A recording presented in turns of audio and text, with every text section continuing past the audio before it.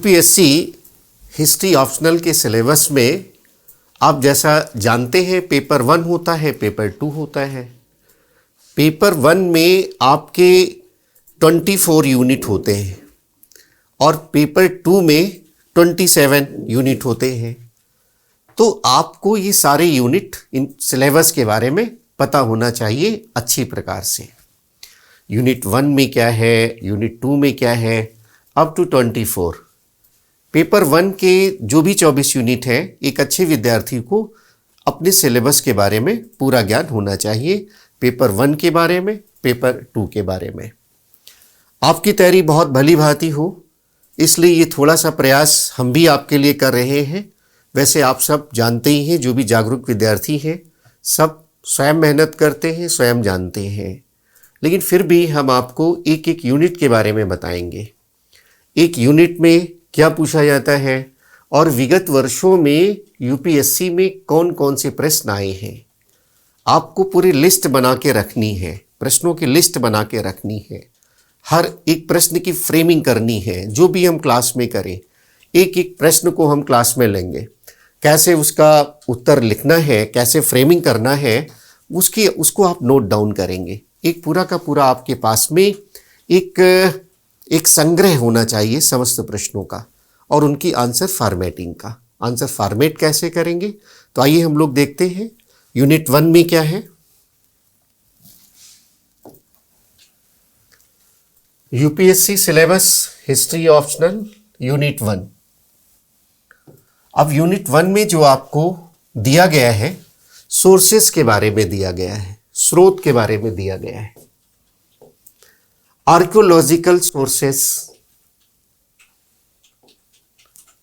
Exploration, excavation, epigraphy, numismatics, monuments की बात की गई है। अब सिलेबस को पहली नज़र में तो अच्छे से जानना ज़रूरी है। मेंस के अध्ययन में यद्यपि बहुत सारी चीज़ें ऐसी हैं जो आपके पाठ्यक्रम में नहीं है, उनका भी हम लोग अध्ययन करते हैं, तो वो सब शामिल करेंगे। लेकिन पहली बार में एक अच्छे विद्यार्थी को सिलेबस को भलीभांति देखना चाहिए। हिंदी में इसको देख लेते हैं हम। पुरातात्विक स्रोत, अन्वेषण, उत्खनन, पुरालेख विद्या, मुद्रा शास्त्र, स्मारक। इसके बाद आगे का जो भाग है वो लिटरेरी सोर्सेस के बारे में है। लिटरेरी सोर्सेस यानी साहित्यिक स्रोतों के बारे में है। स्वाभाविक है, साहित्यिक स्रोतों में देसी भी होगा, विदेशी भी होगा, तो वो सारा यहाँ लिखा हुआ है। स्वदेशी भी है और विदेशी वर्णन भी है, इंडिजिनियस भी है और फॉरेन अकाउंट्स भी है। अब इसको और डिटेल में देख लेते हैं। इसको आपको इन्होंने जो शब्द दिया है प्राइमरी एंड सेकेंडरी सोर्सेस के बारे में, प्राइमरी एंड सेकेंडरी सोर्सेस को समझना है। Poetry, scientific literature, literature in regional languages, जो स्थानीय भाषा में है, रिलीजियस लिटरेचर की बात इन्होंने की है। इसको हिंदी में आप देख लीजिए, प्राथमिक एवं द्वितीयक स्रोत, कविता, विज्ञान साहित्य, साहित्य, क्षेत्रीय भाषाओं का साहित्य, धार्मिक साहित्य। और जो फॉरेन अकाउंट्स हैं, इसमें आपको ग्रीक राइटर्स के बारे में पढ़ना है, अरब राइटर्स के बारे में पढ़ना है, चाइनीज़ के बारे में पढ़ना है। तो सिलेबस में जो उल्लिखित है वो है आपका यूनानी, चीनी एवं अरब लेखक। तो ये तो आपका यूनिट 1 का सिलेबस है ऑप्शनल में। ऐसे हर यूनिट के बारे में आपको जानना होगा। तो यूनिट 1 में ये आता है। अब हम लोग ये जानेंगे कि इसमें कौन कौन से प्रश्न पूछे गए हैं विगत वर्षों में, उनकी एक लिस्ट हम बनाएंगे और एक एक प्रश्नों पर हम लोग काम करेंगे। आंसर कैसे फॉर्मेट करेंगे, लिखने का अभ्यास करेंगे। तो देखें इसमें कौन कौन से प्रश्न पूछे गए हैं यूनिट 1 में। Previous years questions asked in UPSC, unit 1 से रिलेटेड जो भी क्वेश्चंस है वो हम लोग बात यहाँ पर करेंगे। यूनिट 1 यूपीएससी में विगत वर्षों में पूछे गए प्रश्न। आईएएस की परीक्षा में सफलता के लिए ये आवश्यक है कि आप में अर्जुन दृष्टि हो, अर्जुन दृष्टि का आशय यहाँ ये है मेंस एग्जाम के संदर्भ में कि जो आपका पाठ्यक्रम है उसका भली भांति ज्ञान हो। जैसे अर्जुन को अपने लक्ष्य की ओर वह हमेशा सजग रहता था, वैसे ही जो आपका लक्ष्य है मेंस का पाठ्यक्रम उसका भली भांति ज्ञान हो। और इसके साथ साथ जो आपका सिलेबस है, जो आपका पाठ्यक्रम है, उसमें आपको कौन कौन से प्रश्न पूछे गए हैं ये भी आपको ज्ञात होना चाहिए। इसके साथ साथ आपको उसके बारे में, उसकी फ्रेमिंग के बारे में, उसके आंसर राइटिंग के बारे में आपको पूर्ण रूप से मेहनत करनी होगी अंतिम सफलता प्राप्त करने के लिए। तो आइए हम लोग देखते हैं कि कौन कौन से प्रश्न पूछे गए हैं।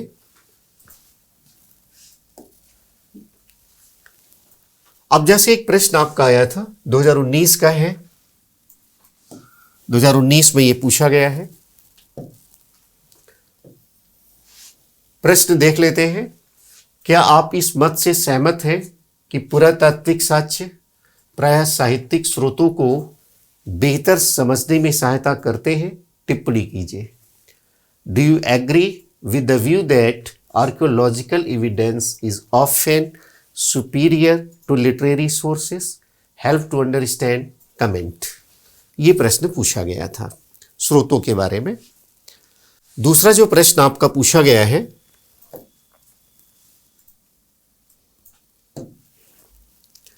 आरंभिक भारतीय ऐतिहासिक परंपरा जैसा कि वह इतिहास पुराण से प्रतिबिंबित है किस प्रकार प्रकट हुई थी? इस शैली के विशिष्ट अभिलक्षण क्या है? आरंभिक भारतीय ऐतिहासिक परंपरा जैसा कि वह इतिहास पुराण से प्रतिबिंबित है किस प्रकार प्रकट हुई थी? इस शैली के विशिष्ट अभिलक्षण क्या है? How did the early Indian historical tradition as reflected in Itihasa Purana emerge? What are the distinctive features of this genre? तो ये एक और महत्वपूर्ण प्रश्न है। पहले तो प्रश्न को ही सब समझना, कैसे प्रश्न पूछे गए हैं, और अध्ययन के क्रम में ख्याल भी रखेंगे कौन कौन से प्रश्न आए हैं। और जब पूरा अध्ययन हो जाएगा तो इनकी फ्रेमिंग के बारे में हम लोग बात करेंगे। आगे प्रश्न आप देखें। एक प्रश्न आपका पूछा गया है, पुरालेखी स्रोतों में राजनीतिक इतिहास की अपेक्षा कला संस्कृति कहीं अधिक सीमा तक प्रतिबिंबित है? टिप्पणी कीजिए। इंग्लिश में देख लीजिए। Art and culture are reflected to a far greater extent than political history in the epigraphic sources. Comment. तो यह भी एक बहुत महत्वपूर्ण प्रश्न है, ये 2017 में आया है। आगे आप देखें। एक प्रश्न आपका है, अवलेखों में प्रशस्तित राजाओं द्वारा वर्णाश्रम व्यवस्था के परिरक्षण के प्रचुर उल्लेख स्मृति परंपरा का प्रतिबिंब मात्र है, विवेचना कीजिए। आपको थोड़ा सा इंग्लिश वर्जन भी देखना पड़ेगा क्योंकि कभी कभी ऐसे शब्द होते हैं, कठिन शब्द होते हैं। ऐसा हमने देखा अपने अनुभव में कि बच्चे कभी कभी समझ नहीं पाते हैं, तो उनको हमारी सलाह यही रहती है कि एक बार जो इंग्लिश का क्वेश्चन उसको भी देख ले। इससे बात कभी कभी ठीक ठीक समझ में आती है। और जब तक आप बात समझेंगे नहीं, आंसर फॉर्मेटिंग कैसे करेंगे? तो इसका इंग्लिश वर्जन भी आप देख लीजिए। The copious references to the preservation of varnashrama system by the kings eulogised in the inscriptions are bare reflection of the smriti tradition discuss. इसके बाद एक प्रश्न आपका है, प्राचीन भारतीय श्रुति साहित्य का ऐतिहासिक साक्ष्यों के रूप में किस सीमा तक उपयोग किया जा सकता है? प्राचीन भारतीय श्रुति साहित्य का ऐतिहासिक साक्ष्यों के रूप में किस सीमा तक उपयोग किया जा सकता है? How far can the ancient Indian shruti literature be used as historical sources? बहुत ही महत्वपूर्ण प्रकार का प्रश्न है। हम इसको समझेंगे साहित्यिक स्रोतों में, और साहित्यिक स्रोतों में जो स्वदेशी साहित्य है उसमें श्रुति साहित्य पहले समझना होगा, और उसको समझने के बाद इसका आंसर हम लोग लिखेंगे। इसके बाद एक प्रश्न है, विदेशी लेखकों के विवरणों का उपयोग करते समय इतिहासकार के लिए किंवदंतियों एवं प्रत्यक्ष अवलोकन पर आधारित तथ्यों में भेद करना अति आवश्यक है। सो उदाहरण स्पष्ट कीजिए। इसको इंग्लिश में देख लीजिए। While using the accounts of foreign writers, historians must distinguish between statements based on hearsay and those grounded in perceptive observations. Elaborate with examples. इसके बाद देखिए कैसा प्रश्न पूछा गया है यूनिट 1 में। प्राचीन भारत में जन साधारण के मध्य लौकिक ज्ञान के प्रसार में पुराणों के योगदान की समीक्षा कीजिए। अब पुराण यानी साहित्यिक साक्ष्य। साहित्यिक साक्ष्य में जो आप पढ़ेंगे देसी साहित्यिक साक्ष्य, भारतीय साहित्यिक साक्ष्य, और उसमें भी जो धार्मिक साहित्य है उसके अंतर्गत पुराण आएंगे। तो ये प्रश्न वहाँ से ही डील करेंगे हम लोग। इंग्लिश में इसका वर्जन देख लीजिए। इन ancient India the contribution of the Puranas in the spread of cosmic knowledge among the common people review.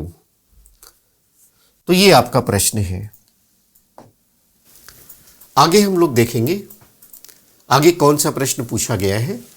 प्राचीन भारत में साहित्यिक तथा अभिलेखिक स्रोतों के आधार पर भूमि स्वामित्व की समीक्षा कीजिए। Evaluate the land ownership in ancient India on the basis of literary and epigraphical sources. ये बहुत महत्वपूर्ण प्रकार का प्रश्न है। आगे प्रश्न देखिए कैसे पूछा गया है। प्राचीन भारतीय मानव साहित्य तथा अभिलेखों में वर्णित भूमि की विभिन्न प्रकार तथा कृषि विज्ञान की विवेचना कीजिए। Discuss the types of lands and the science of agriculture mentioned in the literature and epigraphs of ancient India. 2011 में ये पूछा गया है। आपको सन लिख दिया गया है कि कोई असुविधा ना हो, कहाँ किस साल ये पूछे गए हैं। इसको हमने बहुत वैज्ञानिक तरीके से सब बनाया है, और जिसमें यूनिट 1 के प्रश्नों को हमने कलेक्ट किया, और वो सब चीज़ें आपको यहाँ से आसानी से प्राप्त हो जाएंगी। इसके बाद देखें कि प्रारंभिक शिलालेख और साहित्य राजनीतिक, सामाजिक, आर्थिक क्षेत्रों में महिलाओं की परिस्थिति पर क्या प्रकाश डालते हैं। What light do early inscriptions and literature throw on the status of women in the socio-economic spheres? 2010 में ये प्रश्न आया है। तो पहला यूनिट बहुत इंपॉर्टेंट है। आप देखें हर साल लगभग प्रश्न आपको ये मिल रहा है यहाँ से। इसके बाद है भारत में नवपाषाण मानव की प्रगति को समझने में पुरातात्विक सामग्रियाँ किस सीमा तक उपयोगी है। To what extent archaeological materials are useful in understanding the progress of neolithic man in India. तो ये प्रश्न आपके जो यहाँ हमने बताए हैं यूनिट 1 से जुड़े हुए हैं। बहुत महत्वपूर्ण टॉपिक बन जाता है। पहला ही ऐतिहासिक स्रोतों पर ये आधारित यूनिट है। इस पर हर साल लगभग प्रश्न आपका पूछा जाता है। तो आपको इन प्रश्नों को लिखना है, आपको कुछ भी मेहनत नहीं करना है, सारी मेहनत यहाँ से की जा रही है। यूनिट 1 का सिलेबस क्या है, उसमें कौन कौन से प्रश्न आए हैं, क्लास का विस्तार से हम क्लास में अध्ययन करेंगे इस यूनिट का, और एक एक प्रश्न की आंसर फॉर्मेटिंग करेंगे कि कैसे इसको हम आंसर लिखेंगे, और राइटिंग प्रैक्टिस के माध्यम से आपको उसको मजबूत बनाना होगा अपनी सफलता के लिए। और ऐसे ही हम हर यूनिट के बारे में आपको ये सुविधा हम देंगे। यूनिट 2 में क्या है, कौन कौन से क्वेश्चंस आए हैं, ऐसे जितने भी आपके 24 यूनिट बनेंगे पेपर 1 में, और पेपर 2 में जो 27 यूनिट बनेंगे, सब के बारे में हम लोग बात करेंगे।